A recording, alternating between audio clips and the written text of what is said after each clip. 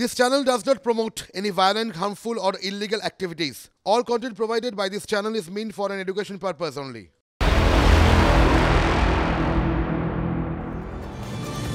মঞ্জিরা, এবার চর্চায় থাকা সন্দেশখালীর দিকে আমাদের নজর রাখতেই হবে, কারণ এই সন্দেশখালীতে সংবাদ মাধ্যম আক্রান্ত হয়েছে।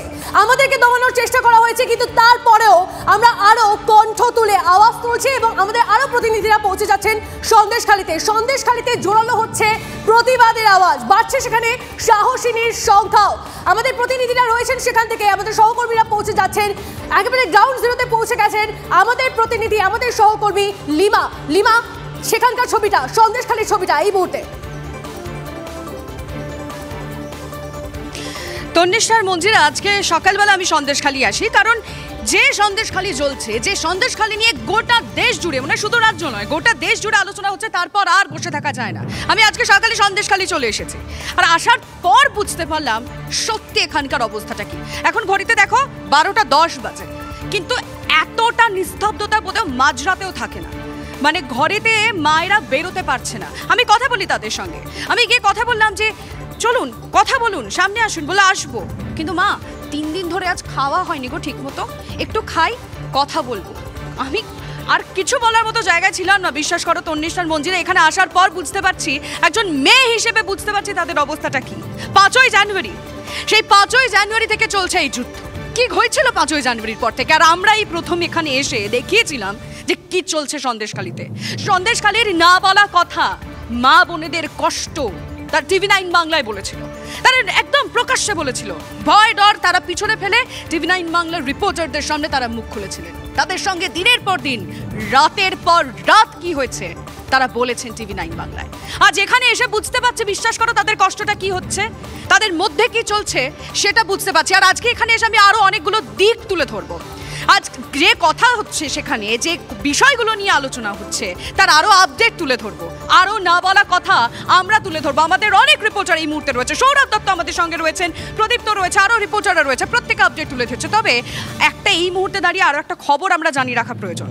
শিবু হাজরা এবং উত্তম সর্দার ইতিমধ্যেই তারা গ্রেফতার হয়েছে, কিন্তু যে জবানবন্দির জন্য আপনারা প্রত্যেকে জানেন, ম্যাজিস্ট্রেটের কাছে গোপন জবানবন্দির কারণে কিন্তু পরবর্তীতে শিবু হাজরাকে গ্রেফতার করা হয়। এবার আরো 3 জন, আরো 3 জন তারা যাচ্ছেন, তারা গিয়ে জবানবন্দি দেবেন, গোপন জবানবন্দি দেবেন। আমি আমার প্রতিনিধি সৌরভ রয়েছেন সন্দেশখালী থেকে, এই বিষয়টার আপডেট থেকে সৌরভের কাছ থেকে নেবো। সৌরভ,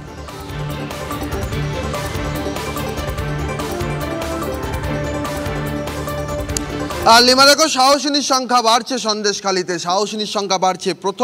যখন প্রথম প্রশ্ন করা হয় যে কেউ কোনো অভিযোগ করেনি, তখনই কিন্তু এক নির্যাতিতা অভিযোগকারিনী তিনি গোপন জবানবন্দি দেন এবং সেই গোপন জবানবন্দির ভিত্তিতে শিবু হাজরা গ্রেফতার হয়।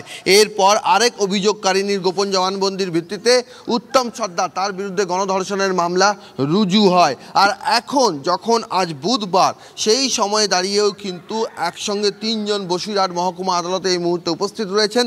তারাও কিন্তু তাদের যে গোপন জবানবন্দি, সেই গোপন জবানবন্দির প্রক্রিয়া কিন্তু চলছে। ফলে সব মিলিয়ে সন্দেশখালীতে সাহসিনীর সংখ্যা বাড়ছে এবং সেই তালিকা আরও বাড়বে। এটা তাৎপর্যপূর্ণ এই কারণ যখন থেকে সন্দেশখালীর মুভমেন্ট দানা বেঁধেছে, যখন থেকে এখানকার গ্রাম মহিলারা বারবার তাদের সম্মানহানির প্রসঙ্গ সামনে এনেছেন, তখন শাসকের তরফে বারবার বলা হয়েছে যে একটাও শ্লীলতাহানির ঘটনা ঘটেনি। যারা কথা বলছেন তারা বহিরাগত, মুখে মাস্ক নিয়ে কথা বলছেন। এই সমস্ত বিষয়টা নিয়ে আরও বেশি করে তাদের বক্তব্য, তারা যে ঠিক বলছেন, তারা যে মিথ্যেবাদী নন, তাদের কথার যে বাস্তব ভিত্তি আছে, সেটা প্রমাণ করার জন্যই কিন্তু সন্দেশখালীতে এখন সাহসিনীর সংখ্যা বাড়ছে এবং তারা গোপন জবানবন্দির প্রক্রিয়া চলছে। এবং অন্যদিকে প্রথম যিনি অভিযোগকারিনী, যার অভিযোগের ভিত্তিতে শিবু হাজরা গ্রেফতার হয়েছেন, আর তার বাড়িটি দেখাবো, তুমি দেখো, সেই বাড়িটিকে পুরো লাল ফিতে দিয়ে ঘিরে দেওয়া হয়েছে। তার কারণ হচ্ছে যে এই বাড়িতে শিবু হাজরা যেদিন গ্রেফতার হন, সেদিনই হামলার অভিযোগ হয়েছিল, যে সেদিন রাতে সেই অভিযোগকারিনীর খোঁজে একদল দুষ্কৃতী পুলিশের পোশাকে এখানে এসে হামলা চালান। তারপর তা নিয়ে রাজ্য রাজনীতিতে শোরগোল পড়ে গিয়েছে যে অভিযোগকারিনী, যিনি সাহস করে অভিযোগ করছেন, তার বাড়িতে হামলার ঘটনা ঘটছে, তা নিয়ে সমালোচনার ঝড় বয়ে গিয়েছে। এরপরে এই বাড়িটি লাল ফিতে দিয়ে ঘেরাটোপে বেঁধে দেওয়া হয়েছে।